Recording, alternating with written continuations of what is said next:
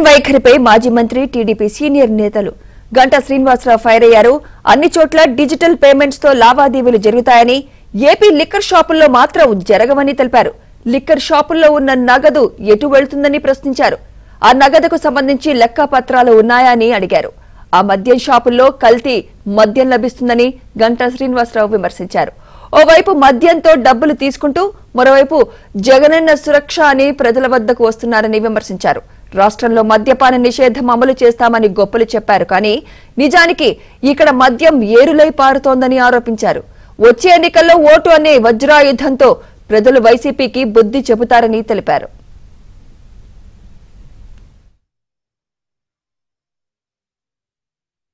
నగదుకు సంబంధించి లెక్కపత్రాలు ఉన్నాయా అని అడిగారు. ఆ మద్యం షాపుల్లో కల్తీ మద్యం లభిస్తుందని గంటా శ్రీనివాసరావు విమర్శించారు. ఓవైపు మద్యంతో డబ్బులు తీసుకుంటూ మరోవైపు జగనన్న సురక్ష అని ప్రజల వద్దకు వస్తున్నారని విమర్శించారు. రాష్ట్రంలో మద్యపాన నిషేధం అమలు చేస్తామని గొప్పలు చెప్పారు. కానీ నిజానికి ఇక్కడ మద్యం ఏరులై పారుతోందని ఆరోపించారు.